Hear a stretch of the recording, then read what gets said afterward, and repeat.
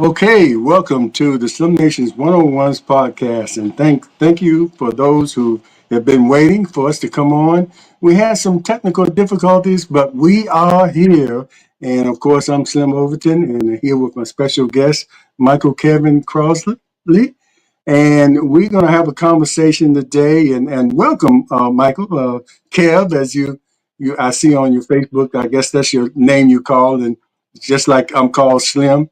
And actually, I wasn't called Slim until my first year at Union. My roommate, when I told him my name was James Overton, he was from Brooklyn, New York, and he said, "How about if I call you Slim?" And that kind of stuff, And people would call me that anyway because of my statue. But then it just kind of stuck as part of my name, just like probably Kev did, Yeah. with you. But we're going to get into all your accolades and your time at Union and everything. But I want to take you back to well, first, let me say, those who are watching, make sure you like, subscribe, and share. And also, if you're watching in real time, you can comment, make your comments to Kev and myself. And welcome to the people that are watching on my personal Facebook page, the Slim Nation Facebook page, the Slim Nations 101's YouTube page, and especially those watching on our YouTube page on the Mary Red Nelson Panther Nation Alumni Show, which is our YouTube page for our Alumni Association here in Hampton Roads. So welcome to all of the ones watching on different platforms. But anyway, we're here with Michael Kevin Crossley Sr., and we're going to call him Kev. And Yeah. Kev, I want to take you back to East Orange. East Orange, New Jersey. It seemed like where you were raised. East Orange High School, and even before then, coming up in East Orange. I always talk to people on these one-on-ones about you know early influences they might have had. Coming up, it could have been in the family, someone in the neighborhood, and as you think back over these years, you can say, "Oh, that person really had an influence on me. I didn't really think about it at then, but I was watching that person, and it kind of helped shape me, along with other things, shape me into the person I am today." Is there anybody from East Orange back in the day that you can think that you used to watch and and and you think back today and say, man, I really that it really was an influence on me, And now that I think about it, Yeah, there was one particular person. And the funniest thing is, like I said, I graduated from East Orange High. Shout out to all those people from East Orange High, Panthers, EO Nation. During my oh, time at East Orange High, they were Panthers. They were yeah, they were Panthers Panthers. that. That's ironic. I told everybody that is ironic because being at Virginia Union, who were Panthers, and me graduating from East Orange High School, they were Panthers as well. So it's like continuing the tradition. But Yeah. while at East Orange High School, I'm very much on supporting the school athletics. At East Orange High, I got most school spirit and the superlatives. I always traveled with Frank T. Penn, who was the principal of East Orange High School back in the day. So, always being around him, always supporting the basketball team, the track team. I ran track at East Orange High School. I hold the record then for the 440. Graduated number 16 there out of 900 students in our graduating class. But Mr. Penn, the principal, was the person that had the most influence on my life while I matriculated through East Orange High School. Being around him, striving to be the best that I can be, supporting the institution that I was attending, which was East Orange High School. And, back in that day, there were only two high schools at that time in East Orange, which was East Orange High School, which was considered to be more in the urban area of East Orange. And then you had Clifford J. Scott High School, which was more in the more affluent area of East Orange. But yeah, Frank T. Penn, So what the principal. was it? Was it predominantly black East Orange High at that time? At that time, East Orange High was, from my recollection, we may have had two Caucasian students in there. Everything else was African American students. And it's funny because When I graduated in 1982, right at the class of 82, that was the last class before they started having all the gang fights and riots up in that area. We were the Mm, last class to come out before that started. But East Orange High is a historical high school. Back in the day, with people that don't know about East Orange High School, at one time they were ranked number 21 in the nation as far as mm, academics, but that's before East Orange became a predominantly um, I wouldn't say black community, but maybe a diverse community with more mm. people of color. Back in the day, East Orange High was academically ranked. Basketball team was ranked in the nation, but in 1982, during my time there, it was Frank T. Penn. He was prolific. I used to ride with him to New York to the basketball tournaments. I was the one student that always traveled with the principal because I'm all about supporting the institution in which I attend. Yeah, you went straight to the top on that one. But okay, East Orange High, and it was some time, and everybody, if people that know the story, they know that when you got to Union, I think you attended another college before you got to Union, but it was a big gap there. You know, you were in your Yeah. fifties when you 57 to be decided to exact. go back to Union. So what happened in between East Orange High and you in your 50s deciding to complete your college education? So I graduated from East Orange in 1982, was accepted to, then it was Kane College in New Jersey. Got accepted to Kane College on a special program, started that summer, went through the program, did not do well because for those that know me or don't know me, I drive a motor coach for Victory Travel. I've been driving for Victory Travel 7 years, but I've been in the motor coach industry 45 years. I started at a very Mm, early age. So when I went to Kane College, I was so fascinated with buses that I just had to drive. I had to drive. So I wasn't focused on college at all. It was all about getting that bus license out. My mom on a trip to Bermuda. When she got back, I had my back then it was called a commercial articulated license. I had my license back then, and that's what my focus was. Didn't tell my mom until that first semester in '83 started, and I told my mom I wasn't going back. I didn't tell her what happened, and then she found out I had failed out. So I failed out while I was there, and then I just moved on into the motor coach industry and had been there ever since. Back in the day when I was younger, we kids would get in trouble. It was a little rough for me back then. My head wasn't on straight, and it wasn't time for me to be in school. So during that time, came through my years in East Orange in Newark, New Jersey, lived all over New Jersey. Finally, after getting everything together, moving in the right direction, I decided that I was going to relocate to Richmond, Virginia, to Virginia specifically because my family's from Virginia. And I left New Jersey, came to Virginia, and I decided after becoming an employee at Victory Travel that Fanny Anderson, which owners decided to put me on a trip, which was the CIAA. The mm, CIAA in 2019 was my first trip when I drove for Victory Travel, and I carried then the ambassadors of sound, Facia Coles, to carry them down to the yeah, CIAA tournament. And during that time, right before I carried them, I had started a youth program. I've always believed in HBCUs. I've always worked with youth, and I had formed a program called H.B.C.U. Educational Tourism Programs, where I take inner city youth predominantly to HBCUs and destinations that focus on African American history and culture. Is 100% free. But as I'm doing this and I'm trying to motivate these kids to go to HBCUs so we can make sure that the culture survives, I said to myself, hold up, how am I telling them to go? I failed out of college. I haven't even gotten a degree, didn't go back to school. So I sat down August of 2020 and I had told Faye and them, I'm going to apply to Virginia Union. I applied August of 2020. I got accepted September of 2020, and I began my matriculation as an entering freshman. Didn't transfer no credits as an entering freshman on January 11th of 2021. And what sure. inspired me is because I realized that if I want these kids to go to college, I have to not lead by example. I have to be the example. So I decided that, then made a promise to my mom.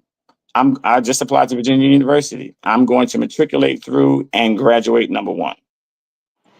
And you were how old at that time when you were a freshman? I was 50 when I started at Union. I was 57.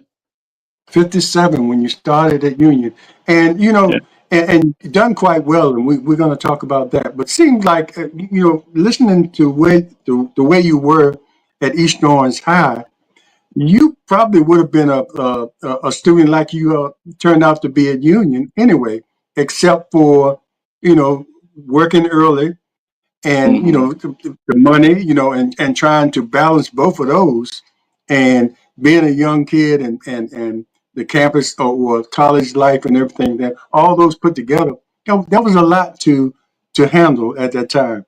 And so your job and making money sort of gave into that. But it sounds like you would have been that kind of student if you I had believe I kept believe I up with would it. have been that kind Mhm. of student. So here's what the craziest part was. I've always loved HBCUs. And when I graduated from East Orange High, I got accepted to 13 different PWIs. My mom at the time, because the HBCU culture is not in the North. The closest thing you Mhm. have to an Mhm. HBCU in the North is Cheney and Lincoln.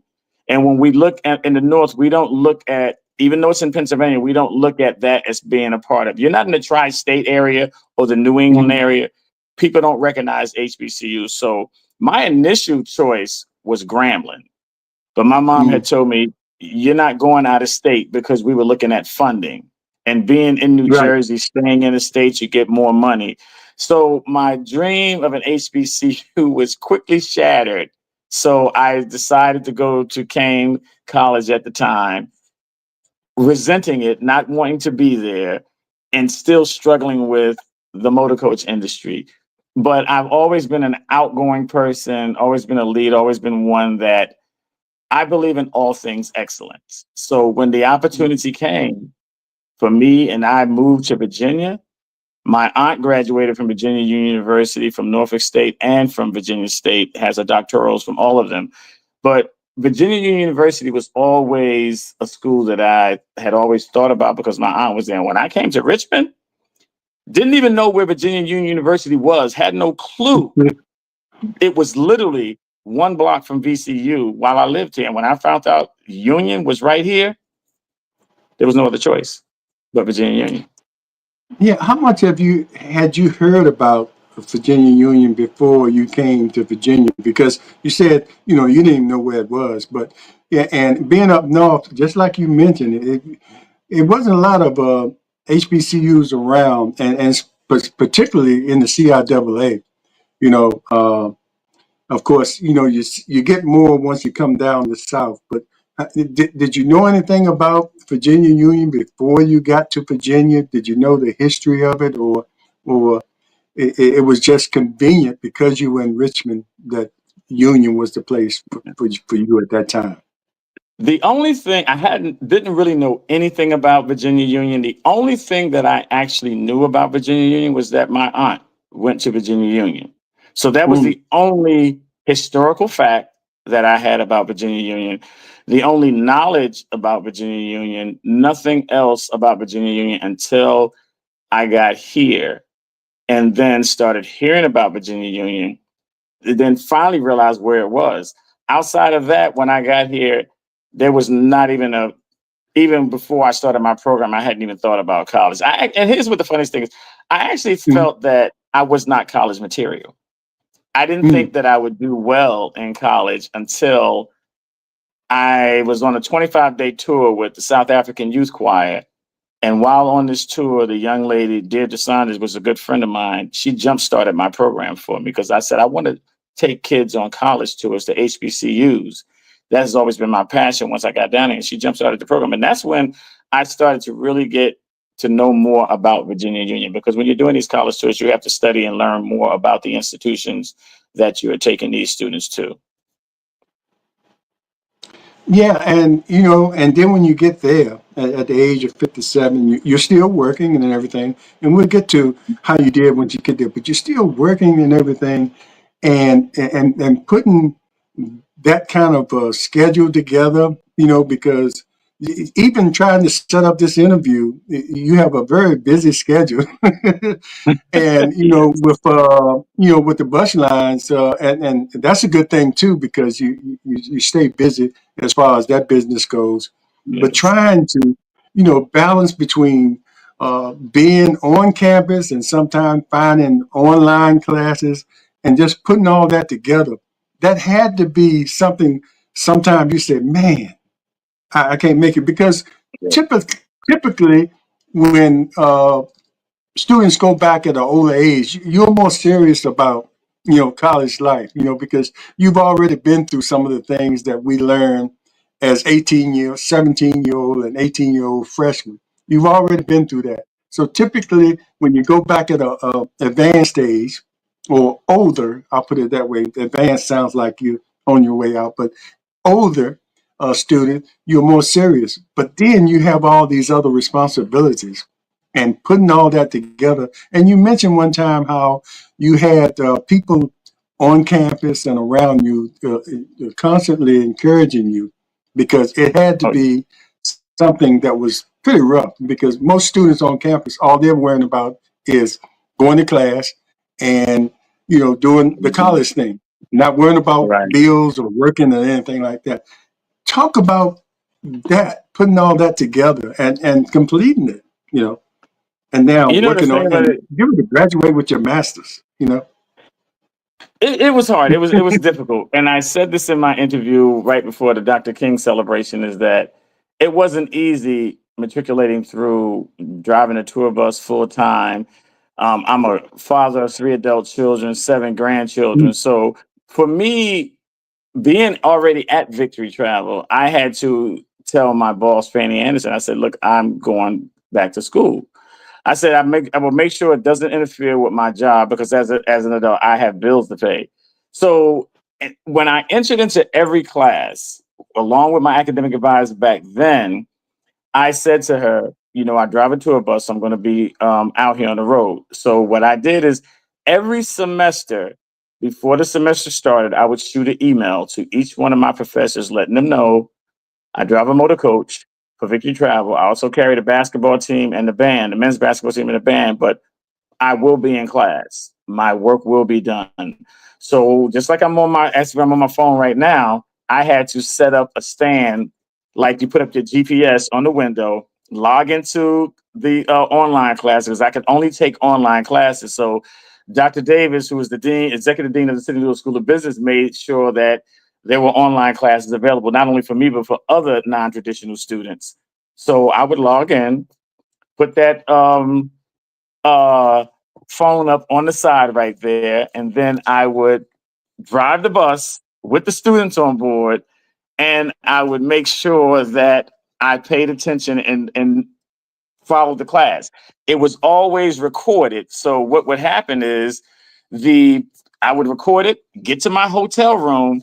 When I got to my hotel room, I would have to go back in and review the recording. Always made sure all my work was done during my matriculation. During this time, I'm not going to get deep into it, but out of so far 5 years at Virginia University, I've only received 2 B's. Everything else has been A+. So you have Right. to formulate a schedule. You have to be dedicated. Like I tell my students in my program, to educate the mind, the journey has to begin with you, and you have to have a dedicated journey. You have to be structured, and that's one thing I say about going back to school at 57, as opposed to when I got in school right out of high school. I'm more disciplined now. So I Yeah. understand what needs to be done in order to get where you need to be. And I went into Virginia Union University understanding that I was going to be number one. Mhm. So I had that mindset. So where students are today, I've already been down that road. So I know what I Mhm. need to do in order to get where I want to be. And that's what I did. I never complained to a professor that, I drive a tour bus, so I need to have special privileges. It was never that. It was always I did what I needed to do to make sure that I excel. Because for me, being at the top is important. Definitely Yeah. being important, because I have for me, they're goals that I set, goals that I need to achieve. And that's what I did. I never let anything stop me. Now, Yeah. mind you, I'm on the bus with 50, sometimes 51 kids because we do student travel. Kids making noise in the background. I got to make sure I'm navigating through DC and at the same time listening to the lecture. I got to Oh, make wow. sure every little break that I get on the bus, I got to go and sit down and pay attention to what I'm doing. And through the grace of God, I was able to make sure this happened. Yeah, and that shows you how amazing the brain actually is, being able to do all those things at once. And often we don't use all the things that the brain has to offer us. And you burned that midnight oil, and your story also is probably a good story for those young freshmen coming in. The Yeah, attitude that you have, because it's all about priority, because college life is a lot of things. Of course, the main thing is the classroom, but it's more learning that you do outside of the classroom in your college, because sometimes kids are there for the first time away from home. So your story can yeah, also be translate into uh, a lesson or a story for those young freshmen, so they can complete yeah, that and they won't go through get burnout or make mistakes or make choices that are not conducive to them continuing their education at that age. But it's nothing exactly. wrong. If something Yeah. derails you from that, you can always go back. So many people say, well, I can't go back now. And I've seen people in their 80s go back to school and with Hmm. no, I mean, they have a goal that they want to reach, but it's not because I want to get this job. It's just self gratification, knowing that they achieved something, and I think that's And something that's what that it is. I yes, think for me as well, I wanted, and I told my mom, you know, my goal is that I didn't do this when I was younger. And I look at the world today and I look at some of our youth today and I said, for me being the age that I am, I said, I want to have that degree behind my name. When I got my undergrad degree, I mean, I'm going to tell you, I just couldn't believe I did it, but I did. And it's having that degree and soon to have 2 degrees, it opens up so many doors. I get every day emails because we're on a platform called Handshake through the school. They make you register for that. I get emails every day from people wanting me. I got a job offer in New York City with no teaching experience, but it was based on my accolades and my academic journey. So having that behind you, um, it's critical. It will create a pathway for you that would never be there without that paperwork behind your name. yeah, and we want to talk about some of those accolades and some of those awards you've been given. But I want to ask you this too, Kev.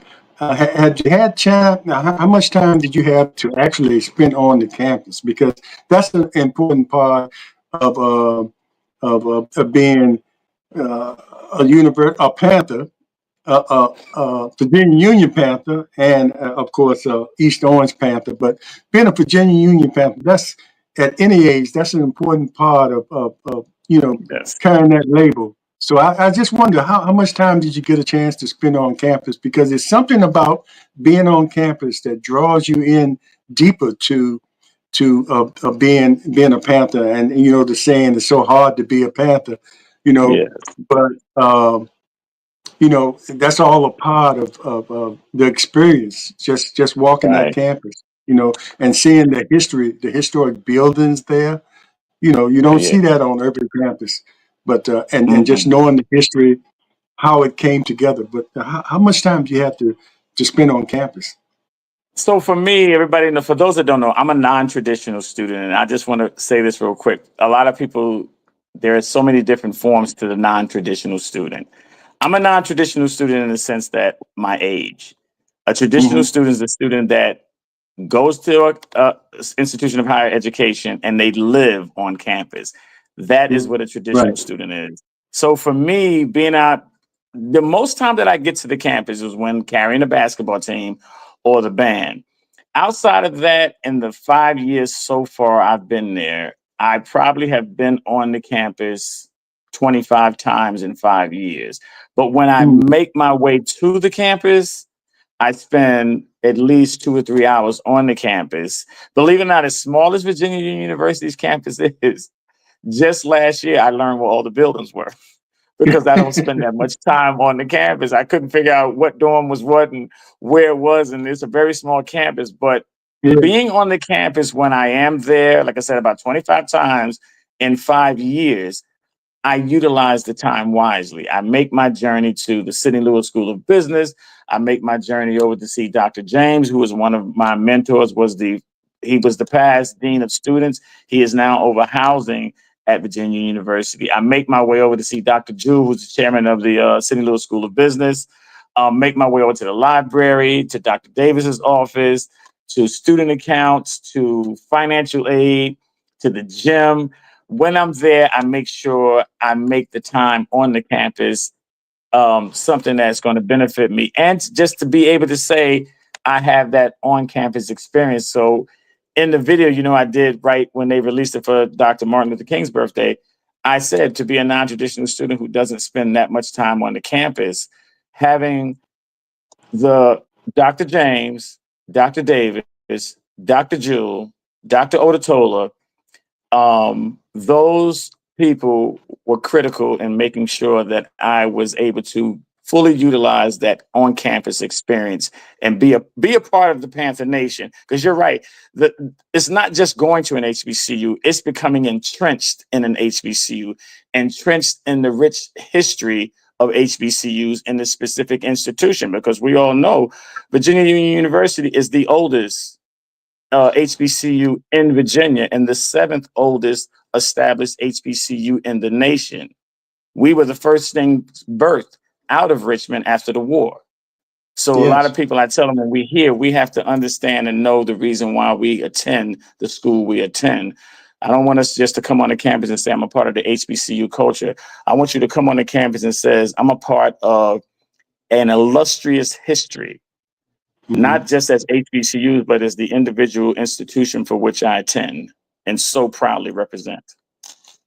Well said, well said. And we want to get into some of your accolades, but I want to start with something recently you attended the Mayor's Ball, and the concentration was on the UNCF and the United Negro College Fund, and Yes. you don't hear as much about that, and it's still going on and really helping the students, but you don't hear as much about it as you used to. You used to have all these commercials about it, and it ended with the mind is a terrible thing to lose or waste, Yeah. whichever way they termed it. But talk about that because you benefited from some of those scholarships that they offer out there, and a lot of people, like I said, you don't hear as much about that that scholarship fund, and Hmm. to talk about how important that was to you receiving help from that, from that organization. Yeah. So for And those, like I said, that a don't know my nationwide journey, organization. I am a four-time UNCF Ambassador Scholar for Virginia Union University. So Mhm. as an ambassador, we bring awareness of the UNCF to college campuses by getting students registered on the UNCF platform to be able to receive and apply and receive different scholarships, internships, and other opportunities. So, as I said, Dr. Ototola originally approached me about being the UNCF ambassador. For 3 years, I was the only UNCF ambassador on Virginia Union's campus. Now we have three. So last night, because I am a recipient of two UNCF scholarships. Last year, I received $3,000.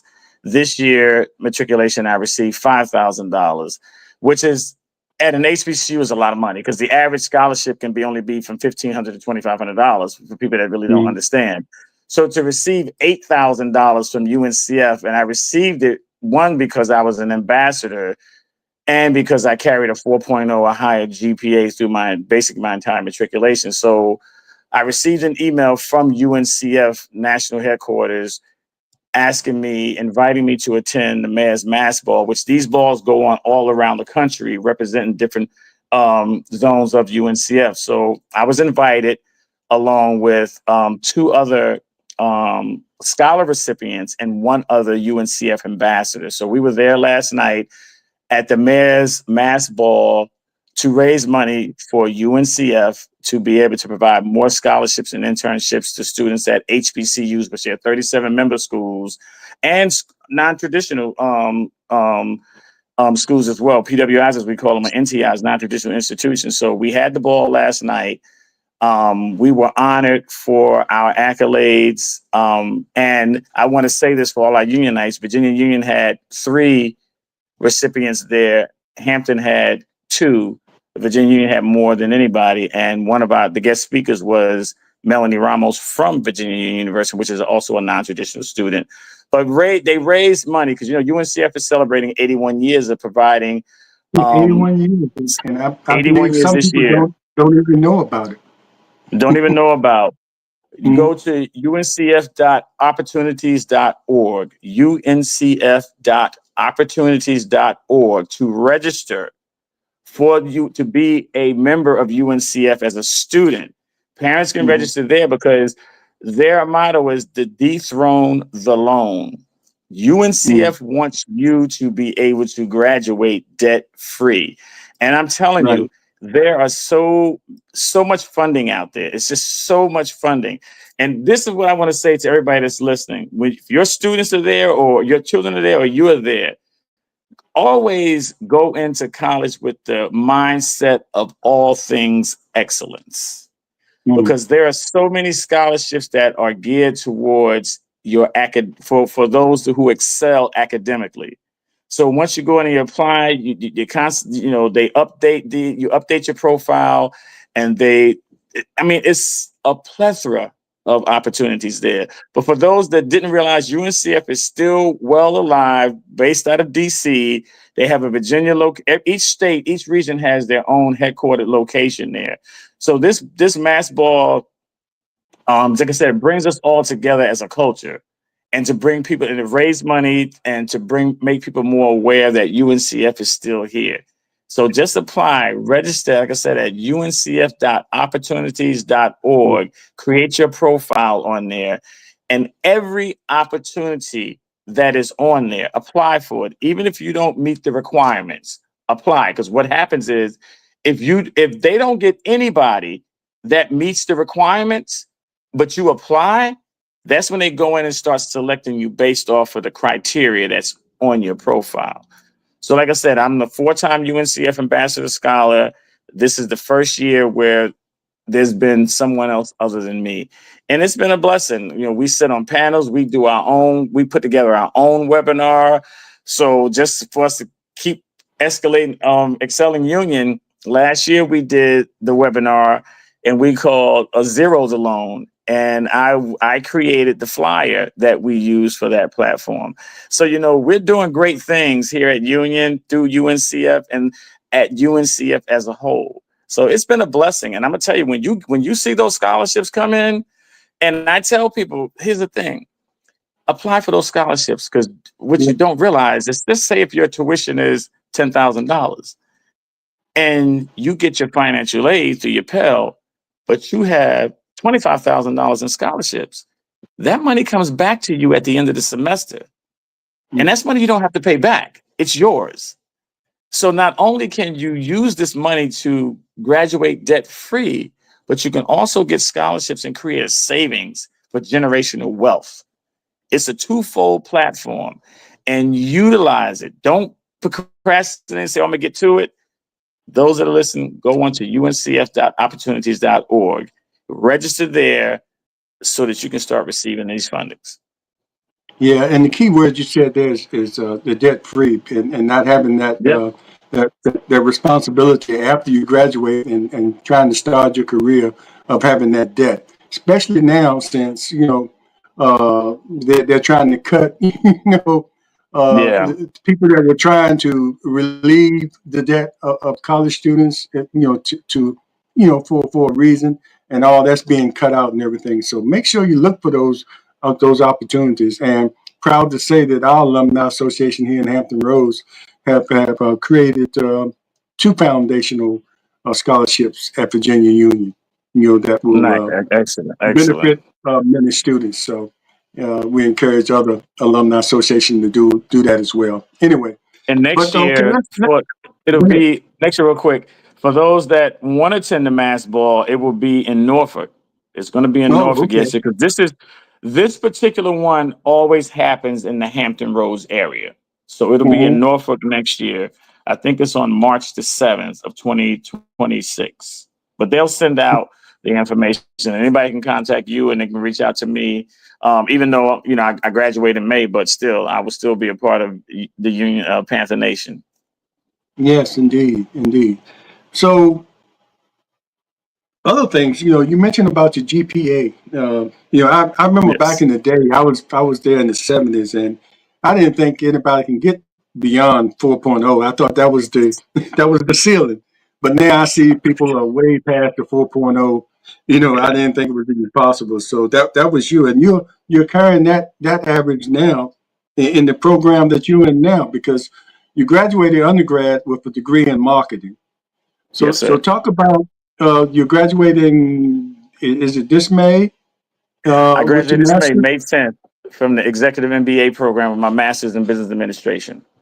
No, okay, okay. So having that GPA also, you're the upcoming president or president now.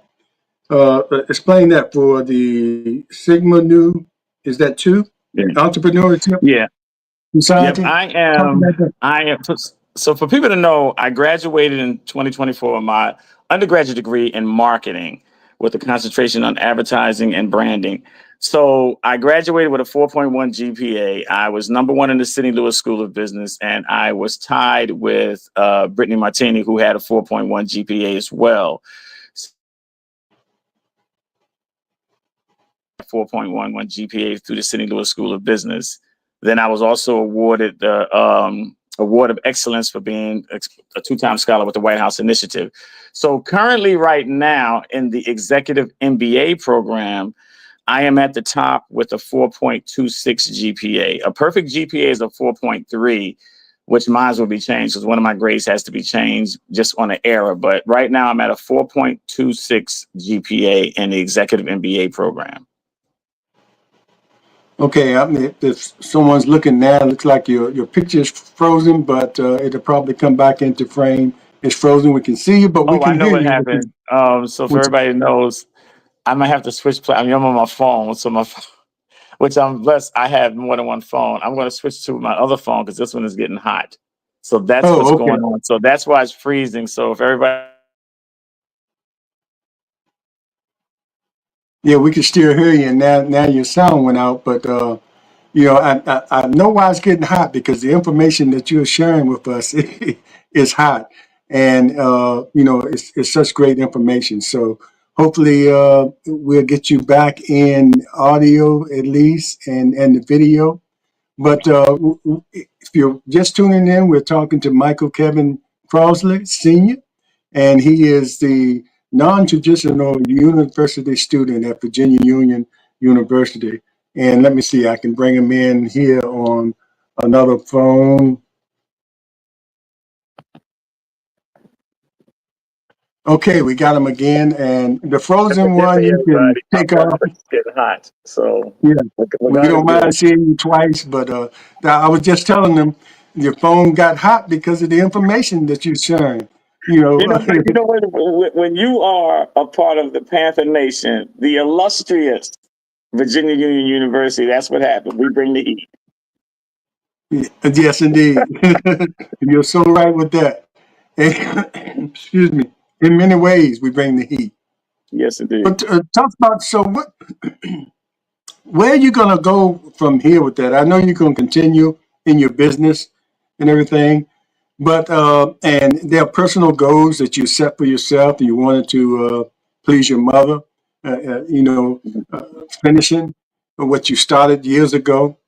So, where do you go with Yes. this? Are you going for that PhD? So we can call you Dr. Kev, or where do we go from here? So right now, as like I said, I will graduate May 10th from the Sidney Lewis School of Business. Virginia University will have a PhD program in business, but it will not start until 2026. Because of my past with failing out, I am on a mission. So what I'm Hmm. doing is I will graduate. I'm going for my doctoral. I'm doing a double doctoral. I will be Mm. attending Morgan State studying strategic leadership for 1 year to obtain that doctoral, while simultaneously attending Jackson State University on a 24-month hybrid program where I will study urban and regional planning and get that doctoral. Once that doctoral is complete, that's 24 months hybrid program. I go down 1 weekend every month.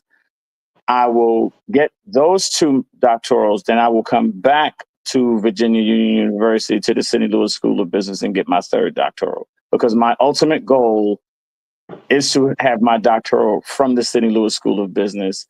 And my long-term goal with obtaining this doctoral is, as I said, I made a promise to my mom and a promise to Hmm. myself that I was going all the way. So I call this my journey to PhD. For those that follow me on Facebook, you'll see that a lot. My ultimate goal is one day, be it the will of my Lord and Savior, I want to be a president of one of our illustrious HBCUs. Sounds good. And we have to address you as Doctor Kev. Yeah, so We have to it's for throw me. all three of those in. It's a personal journey, and for me, it's so deeply rooted because when I look at failing out of college, um, you know, back in the day, getting myself in a little trouble and the Lord seeing me through it, to be able to come back and have the opportunity. And here's the thing, to have the opportunity that a lot of people will never have. And to come into a school at 57 years old. Now, mind you, I Hmm. graduated in 1982 from East Orange, and to come back at 57 in 2021 and to matriculate to the top. And to mind you, I tell all the traditional students at Union and all the schools that I attend, visit, we come in with a mindset already. So here you say when you get older, you get set in your ways. So when you get older, the mind doesn't work as fast as it did when you were younger. But the Lord saw fit to bless me, to let me grasp back all of the knowledge, all and everything. So what I tell people is this: when you talk about your foundation, you can't leave anything out because the foundation is something that is put together by everything that you are, the good, the bad, and the ugly. When you start pulling one piece out, you allow the foundation to crumble. You allow weakness to get in there. So for me, being able to come back and do what I do and almost be getting ready to go in for a doctoral, the Lord has taken everything, the bitter with the sweet, and made something drinkable. And that's where I am today. Always embrace everything about who you are, because everything about who you are is what has allowed you to be where you are today. And this is where I am today. And I thank Virginia Union University, Sidney Lewis School of Business for first allowing me to enter Virginia Union, just cultivating me along the way with all the accolades that I've obtained from coming in to where I am today. It's just been a blessing. And I speak about it and just get overjoyed on the inside because I'm somewhere that years ago I thought I would never. Like I said, I didn't think that I was college material. Yeah, amen. And I can see it. I can see it all in your face and the way you the videos you have put on Facebook. Just telling people. And I think that probably translates. And I hope you get an opportunity to go around to high schools and speak, especially coming down. You mentioned your high school and how historically it was in the African American community. My high school, I.C. Norcom High School here in the city of Portsmouth, Virginia, same way, historically black high school. And the one thing you talked about going from your high school as a Panther, going to Virginia Union as a Panther, my high school had the same colors as Virginia Union. What you see Nice, me nice. wearing here is my high school colors and Virginia Union And colors. Virginia So Union. Exactly, that exactly. was my connection there. But even if you're down here and coming to talking to those students, you know, having a non-traditional students talk to students that are about to enter into college, I think that's a plus too, because Hmm. it has to give them some insight on what can be achieved, even at their young age. And even if something, like I mentioned earlier in the show, if something derails them from that and things come up in life that put you off, and then some people never go back. But your Right. story is something that says it's always an opportunity for you to complete Yeah, your goals, self gratifying, and yeah. just to be able to come back to, you already contributing to society, but to come back and give more is is definitely something that we all like to do. And that's one thing that I'm doing, like with my, I have my nonprofit H.B.C.U Education Tourism Programs. With that program, I'm getting ready to go on a speaking engagement through all of the high schools here in Richmond and surrounding counties. Because one thing I say about my program, it is a pathway for students that are basically in the inner city, and people don't realize that students of color in the inner cities don't get the opportunity to venture outside of those four walls. So the Mhm. program that I have, it allows a clear pathway for them to be able to experience life outside of the area that they're in. So making the program free, it eliminates any stumbling blocks that can get in the way and stop these students from getting to HBCUs. Because I tell people, someone asked me, why not go to Liberty University? I said, because I am all things HBCU. That's Mhm. what I believe in. That's what I breathe. Like VP Nichols at Virginia Union says, you're a walking billboard for Virginia Union. And this is real. There's not a day since I entered Virginia University where I don't have something VUU on. I mean, no matter what I wear. Even when last night at the mass ball, I had my White House Initiative pin on one side, my VUU pin on the other side. If I could have had my VUU hat on, I would have had that. But that's what I said with going into the schools and speaking to these students and motivating them and let them know, me at 57 years old, I came back when people would look at me and say, that's somebody's great grandfather. That's somebody's grandfather. What is he doing in here? But I came in here to show them that no matter what age, no matter what you are going through, you still have the ability to enter into a school of higher education. One thing that I love about Virginia Union University, and I say this to everybody, Virginia Union is one of the greatest institutions in the country, not just HBCU, but it is a second chance institution. It allows students to come in that have high GPAs, that have lower GPAs, that because when you tell a student that, oh, you don't have a high enough GPA, you deter them. You crush their dreams. Yeah. You open your doors to them and then you cultivate them. You set them up with the right mentor, the right advisor that will walk them and get them through where they need to be able to be confident in themselves. Because I say this all the time, the HBCU journey is unlike any other journey in the world. It is a Right. journey that you have to come in and be able to navigate the no calls, the no answer phone, the no answered emails. Oh, my financial aid didn't come through. This, that, and the other. The HBCU journey builds that thick coat of excellence that you need to be able to just glide through. So when you look at your path and you see this big mountain or this wide river there, you know that being a part of the HBCU culture has built you, has refined you to be able to get to the other side and not even know that you went over a mountain across the river. That's what the HBCU journey is all about. Indeed, indeed it is. And, in most of the HBCUs with the smaller campuses and how personal you can get with your professors and your teachers there, even if you have some problems outside of the classroom, Mhm.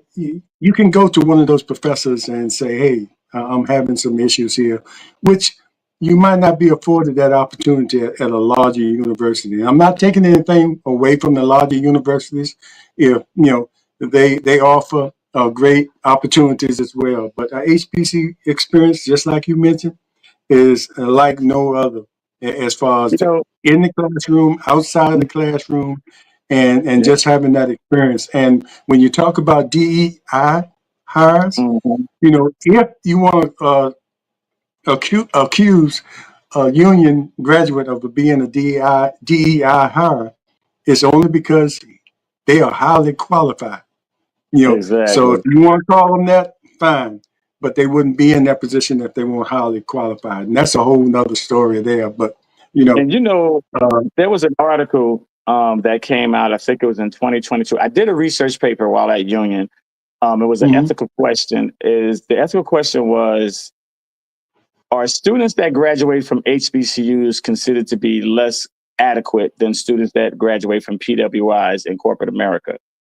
And Forbes came out with an article, I think it was in 2022, and they highlighted in their article where more students are opting to go to HBCUs and leaving PWIs. For people that don't know what PWIs, predominantly white institution, and NTIs, non-traditional institutions, for HBCUs because of the family-oriented environment, the more one-on-one with counselors, easier to navigate once you get these people um, working with you, and the smaller campuses. When you look at mhm, PWIs, the campuses are so big.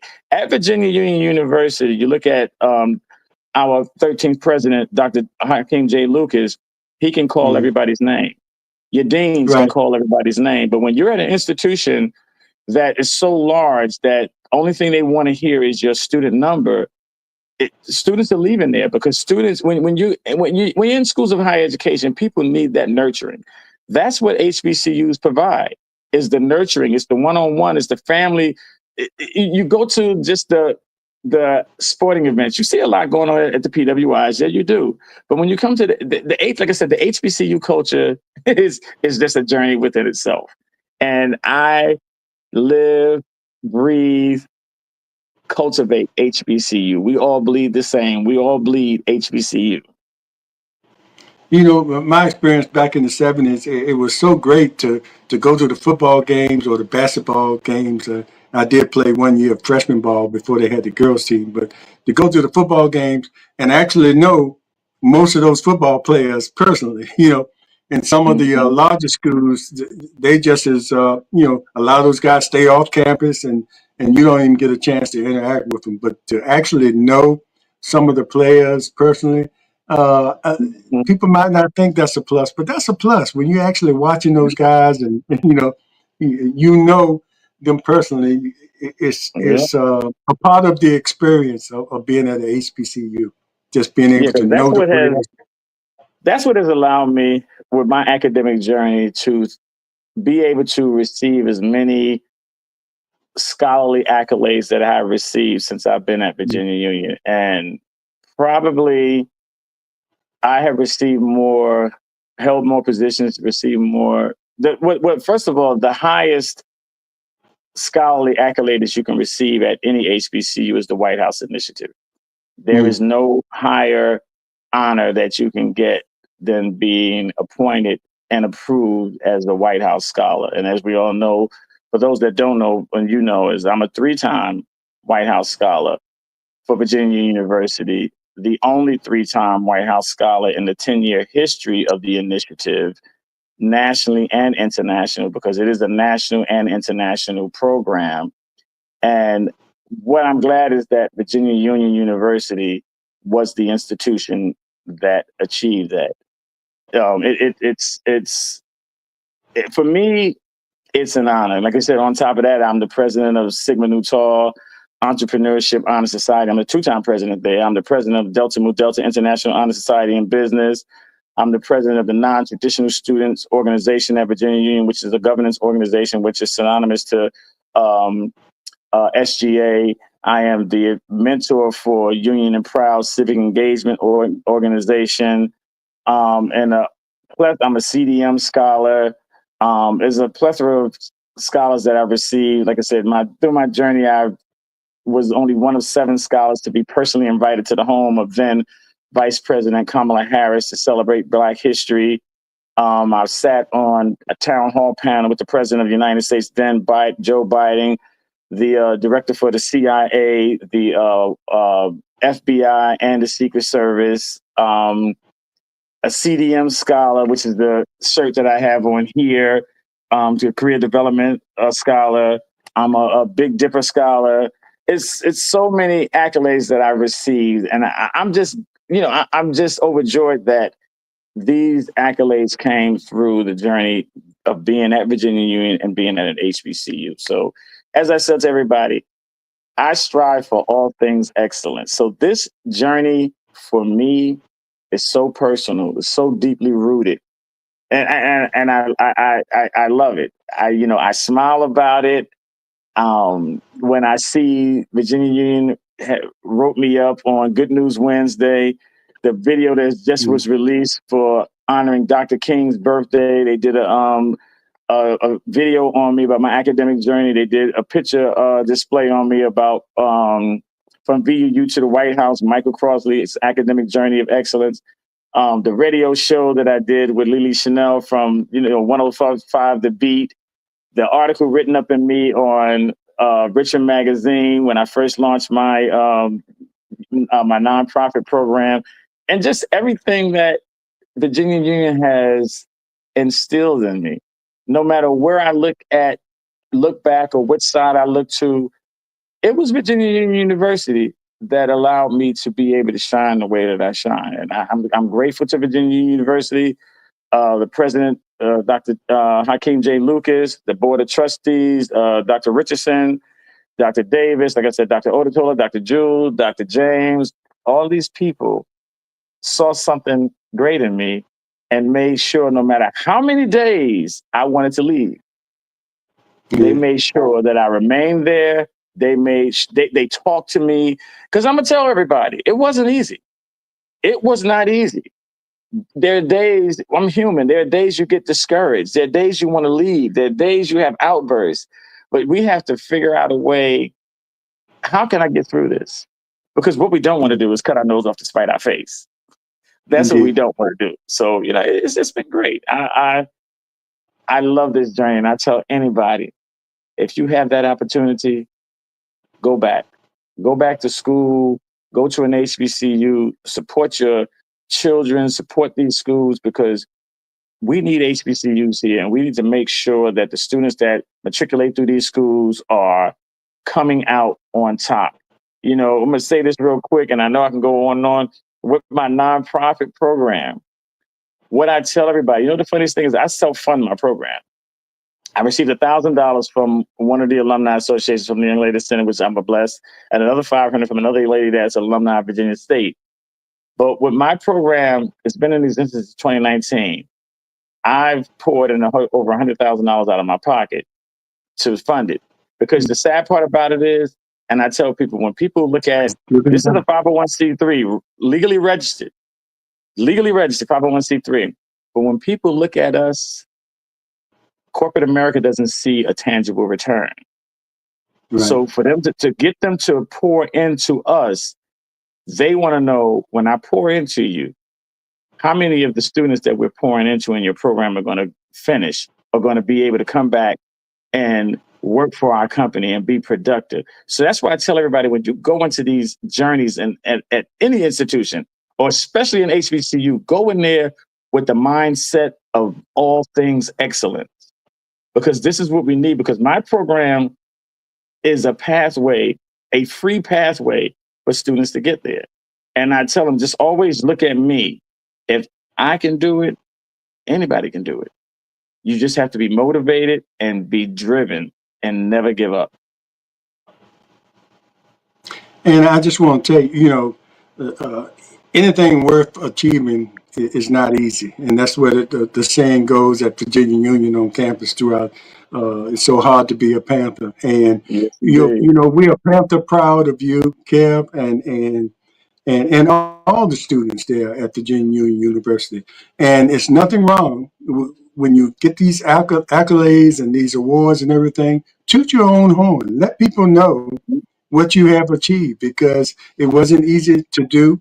And it says a lot about the university that you attended, that you achieved these things. A lot of students come out of high school, like you mentioned earlier, with not the highest grade point average, but tend to do better when they get to college Yep. because they tend to be a little bit more serious and they have that one-on-one Yep. conversation with a lot of professors and people like yourself, that that have seasoned, that have seen some things. And I'll say this: some people might be intimidated, at an older age, going back, especially if they go to the campus and sitting in the classroom with a bunch of 19 and 20-year Yeah. olds, but they don't pay you any mind. If Mm-hmm. anything, they're glad to have you there because they sort of Yep. sponge off your experience and put that together with Yep. what they're learning in the classroom. I had that experience. And I that's took so some cool. classes when I Mm-hmm. was in my 40s, and I was worried about, oh, how am I look sitting in here with these 19 and 20-year olds? And it was like I was one of them, Yep. even though I wasn't. But they would ask me questions about certain things I was doing. I was a realtor at the time, and I was trying to. And I was serving on the board of boards and commissions in my city. I was on the planning commission, so I wanted to educate myself a little bit more about urban studies, which is something that you're Mm-hmm. going into. And while I was, serving on that board, so that's why I was taking those classes. And they didn't even look at me twice, and I ended up being, on the honor roll and all that stuff because I was a Right. lot more serious, because one thing I was paying for it. Exactly. That makes you Exactly. serious. But Yeah. anyway, I just want to thank you again for coming on, and I'm glad My I pleasure. saw the videos of you. And when I saw your stories, I said, I got to get him on the Slim Nation Yes. 101 for him to tell his story. And we can stream this on our alumni uh, YouTube page at the same time. So thanks again. And, My pleasure. this won't be the last time I have you up here. We'll see you Mm. again. And I hope I get a Looking forward chance to it. to at one point meet you in person so we can chat it up. I, my family knew some people in East Orange when I was a little guy. They used to go up there quite a bit and see these people. Just about every summer, we went up to East Orange and saw these people. And they lived right, it, where the highway almost goes through one of the communities. It's like their house was here and the highway was there. So when you went to sleep at night, all you heard was traffic. So that was my experience at East Orange. But anyway, again, I want to thank you for coming on. And as we wind down, I give you, you've given some great knowledge out. I give you the opportunity to have some last words. Looks like I might have to bring you.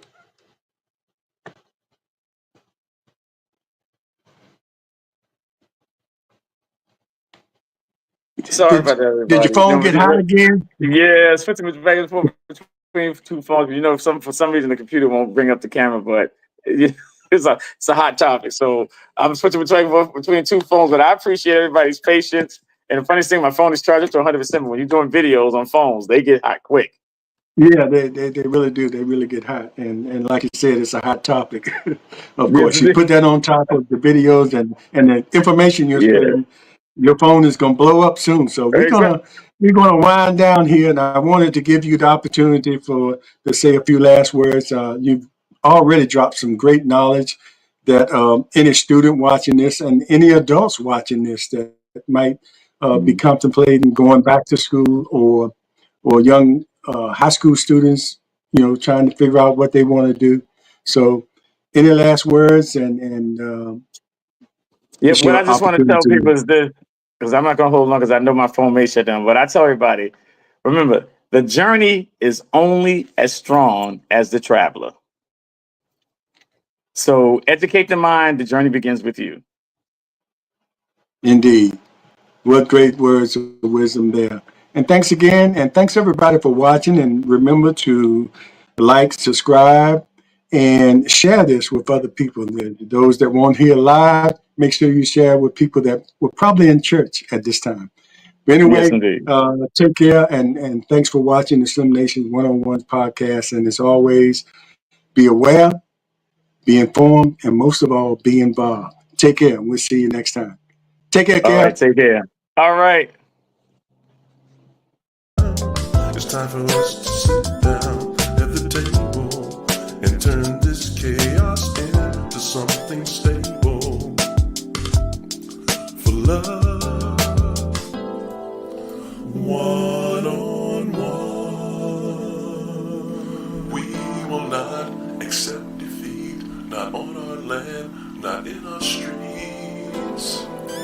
Getting it done, reaching out to save the youth, letting